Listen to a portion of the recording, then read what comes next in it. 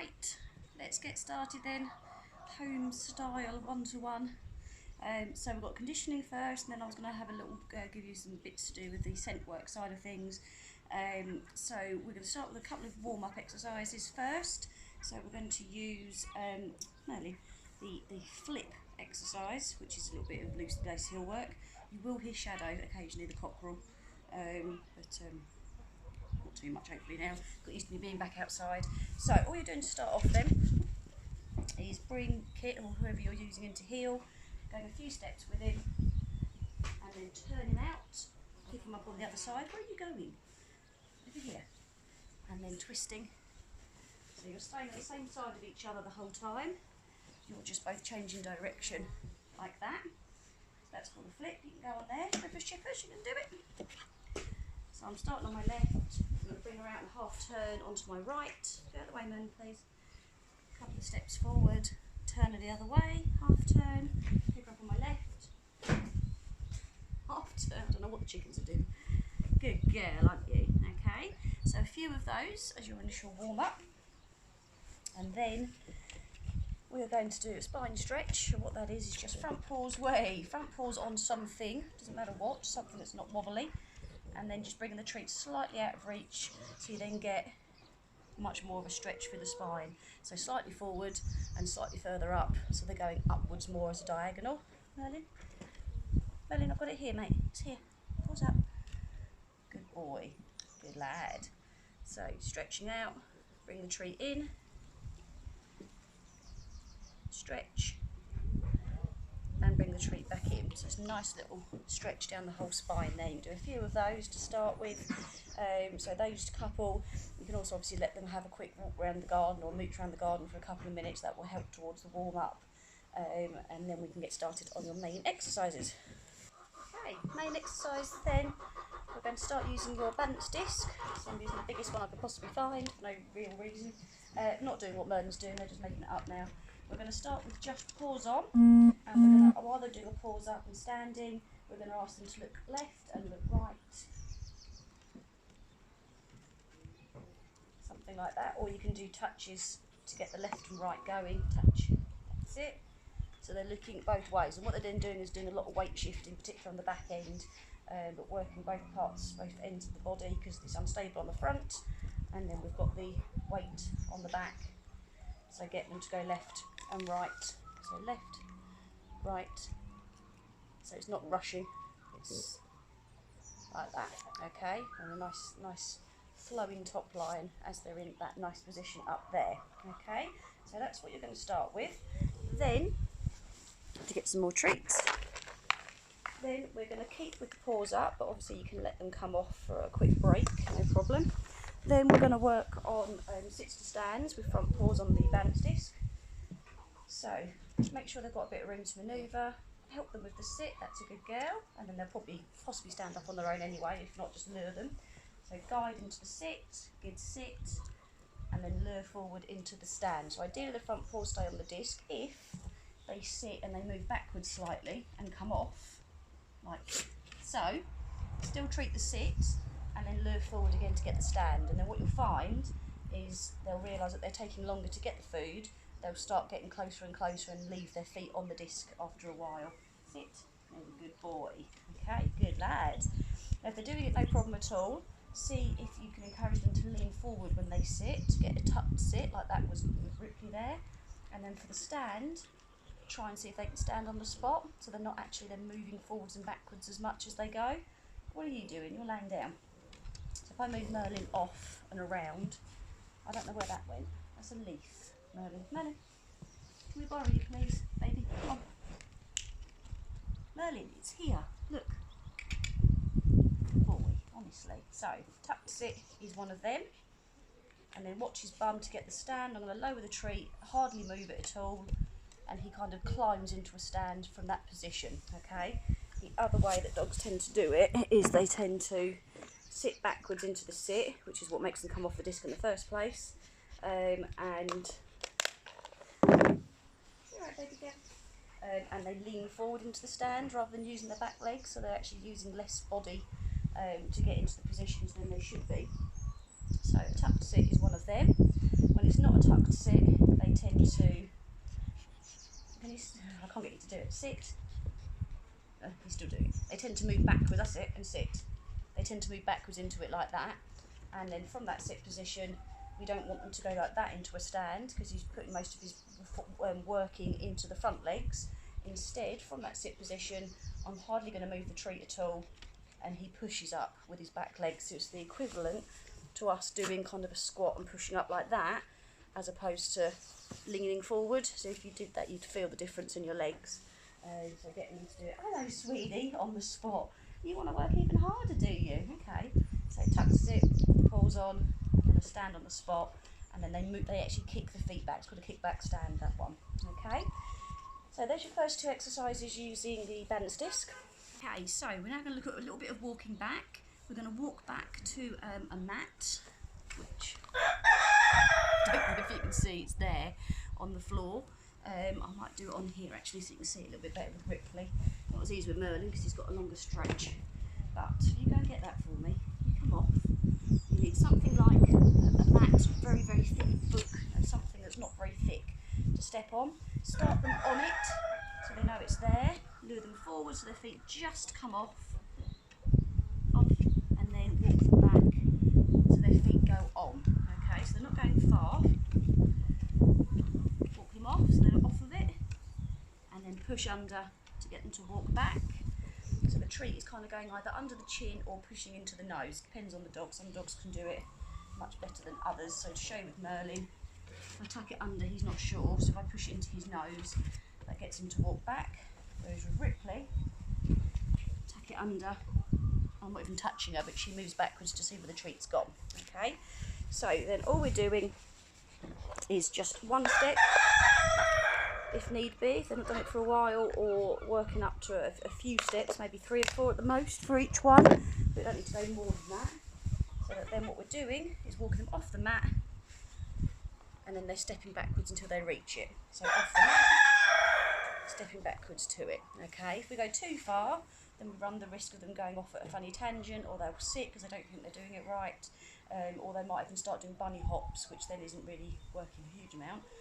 So we don't need to go from sort of all the way here and work the way back, because that's quite a long way, as you can see. That's more than we need. Okay, so if I start there, and if I turn him round, so his back feet are on the mat now, I'll bring him off and then walk him back, just then 3 or 4 steps. Alright, so starting off on the mat, let them know that they're on something to start with. Bring them off just enough that the feet come off of it and touch the different flooring, and then guiding backwards just to get their feet on there. Ideally both feet if possible.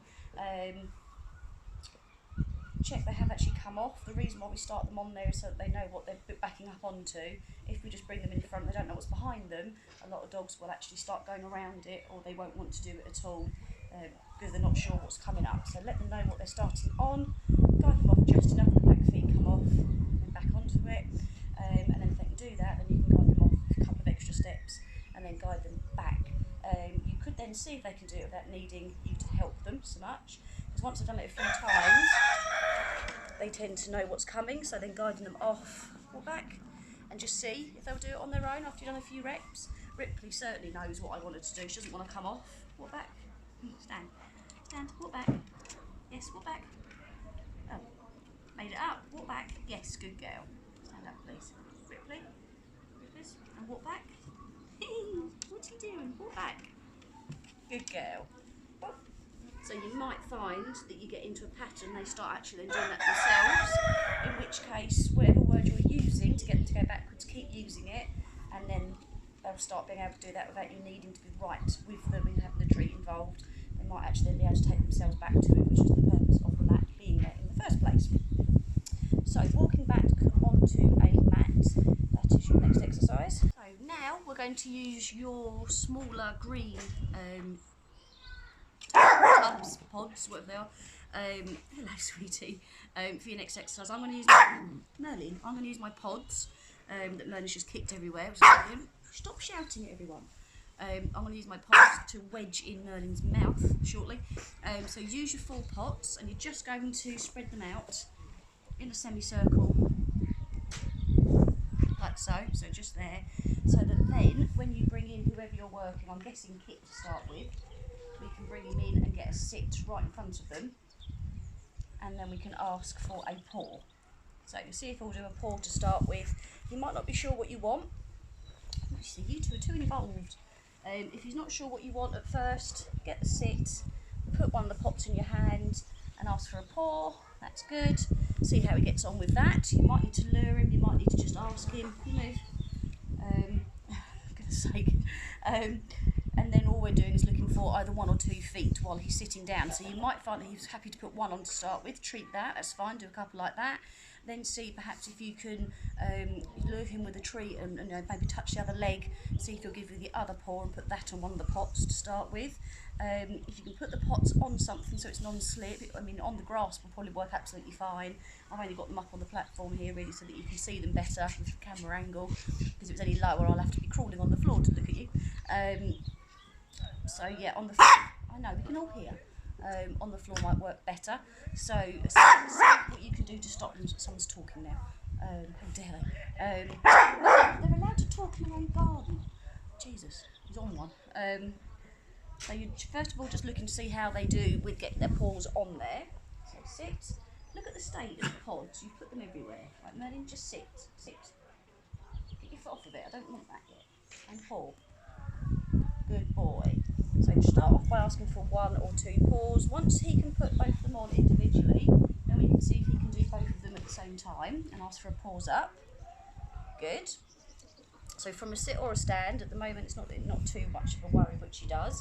The reason why we've got them in a bit of a semicircle is because he might just put his paw out to one side and then he's more likely to get one of the tubs than miss it, and that way you can then praise him for getting it right. So at the minute we're just then looking for him to be able to put his paws up onto any number of them. There's a good boy, and then you can treat him. So sitting or standing is absolutely fine for that one. You can come off, rippers, chippers, paws. What a good girl she is. What a good girl. Yeah.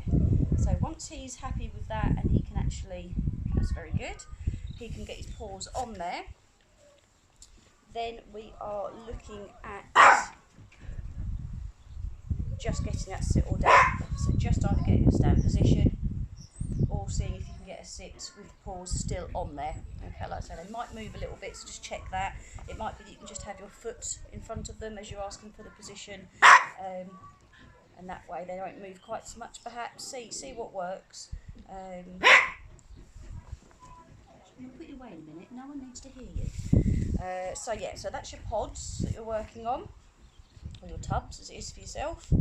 And then one more exercise that's a main exercise, we are going to look at crawling. So let's just move these out of the way.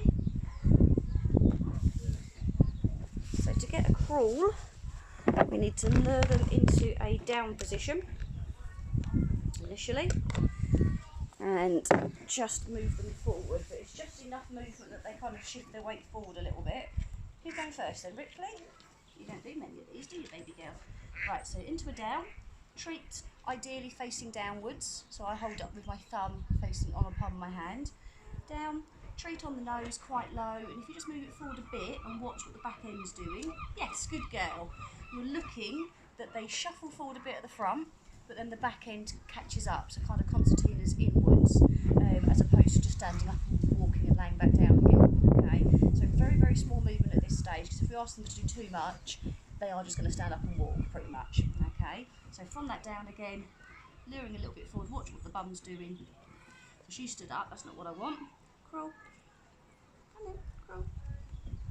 Good girl, so that's fine. She lifted the bum a bit, moved her feet while still bending her legs, and then laid back down. That's fine, I'm happy with that. Okay, remember when you're working with boys, it's possibly a little bit more uncomfortable to stay completely flat. So I do give the boys a bit more benefit of the doubt than I might do with girls. Up there, right, Merlin? Merlin, come on, down. Good boy. Crawl, crawl. Good boy. So you can see Merlin's actually sort of flippers with his feet, back feet, to move forwards. For Merlin, I have the treat slightly higher because that keeps his back end down better for him. Crawl. Good boy. Crawl. Yes, good boy. Down. Good boy. So that was a bit slippery, I think, there for him. So let's try you here. Down. Crawl. Crawl. boy, good. So again, back end came up a tiny bit, but I don't mind that because you know, he's going to be uncomfortable if it's too flat. Come out the way a bit. That's a good boy. Come literally out the way. There you go. Let's try that slightly more of an angle so you can see better. Down, down, and crawl. Yes, good boy. Yes, bum. Good boy, good boy. Okay, so not a lot of movement at all, literally just 1 or 2 back feet movements for one crawl, just like that. Once they're doing it quite comfortably, then you can then try seeing if they can go, Merlin, shut up. You can try seeing if they can do both back feet twice and build that up, but keep it very, very small to start with. In that position, they are working muscles very, very differently to normally. And Merlin's using his mouth muscles very differently to normally as well. So once they're in that position, we don't want to overdo things or risk muscle fatigue, so keep it very small, very short, and just look at what they're working on. So when Merlin came off the mat, the wooden surface was slippery and he was then struggling to get any purchase on it. So for him, he needed to be on the mat. For Ripley, she doesn't weigh anything anyway, so slippery surface didn't really make a lot of difference for her. So yeah, so that's your last main exercise to have a little go at. So our first cool down then is going to be a figure of 8 leg weave. So standing with your feet wide enough apart for the width of the dog you're working. Guide them through the front to the outside, through the front to the outside. Even if they can do this, so obviously mine can do figure of 8s, I'm going to still lure them because I don't want them going really quickly. This is going to be the start of a cool down, so I want them to go nice and slowly. Okay, so just luring them, just guiding them. So I'll go through the middle of the thing, through the middle, out to the side. You can do it, Maddie. Weave, good boy, and then through the middle. Go on, run, please. Good boy. So then wrapping around your legs. Not a very good demo. That one ripped in the way. But there you go. So a few of those. So as they go round and do a complete figure of 8, maybe see if you can do 6 to 8 of those. But again, not too fast. Help them out a little bit slower by luring them, and just do a few of those for a figure of 8. So the next cool down exercise we're going to do are some paw lifts. So in peekaboo, standing up or sitting, doesn't really matter if they're sitting or standing. Right back a bit because we're too close to the camera now. We're going to ask for one paw, it's going to go into the chest, and then holding the elbow, come straight out, and then down to the ground, and then the other paw is going to come up into the chest, and then hold the elbow and push it slightly out, okay? So what we're not doing, this paw is just lifting it up and stretching it out. We're bringing it slightly in, so I don't think you can see there, bent at the elbow, and then we can push the shoulder, push the elbow straight out, okay? So if I get that just to turn a little bit, back up, so you can see this paw. So into the shoulder, and then there's the elbow, okay? So the elbow's there on my hand, so a little push and it just straightens that out. It gives a leg and a shoulder stretch at the same time. So we'll do that with rippers. And one dog at a time for this. Good girl, aren't you? You haven't done many of these. Right, Mona, why are you interfering? Right. So this leg into the body and then stretch out. So you get a little pop when you just straighten out the elbow, and then this leg comes in and straighten. Okay, so hopefully you can see that with all the blooming fur these two have got. So pick it up there. So the elbow is now, basically her leg's done that. Okay, so that bit's dangling and the elbow is in tight to the body. So elbow in, push the elbow slightly in your hand, and then elbow in and push slightly. Easy to get, because we've worked the shoulders and legs quite a lot for this session, so I wanted to work on those. So a few of those each side.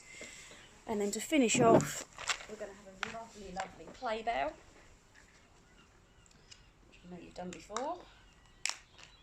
So with the play bow, we want stand to start with, hand under here but your side, bring down slightly, and even if that's all you get, that's fine. So quick play bow and then back into a stand, and then if we can get a little bit more for a little bit longer, even better. Bend, good, and then always back into that stand at the end of it. You come around here, there's a very good boy, and rippers chippers, bend, good girl. So you can see Ripley has a different curve to her back than Merlin. Get your bum in the air, please. Bend. Good girl. Into a stand. Always into a stand, so don't drop into a down at the end. Bend. Good girly. Stand. Stand. Good girl. Okay, so a few of those. So, 4 to 6 of those if you can manage that. Even if it's just a little bit of a bend and back up again, that's the start of it, and then gradually you'll get that nice curvature from the head into the back there. Will look quite nice. So a few of those for your final bit of your exercise, and then again they can just go around the garden for a mooch, just to finish that cool down quite naturally, and that concludes your conditioning session.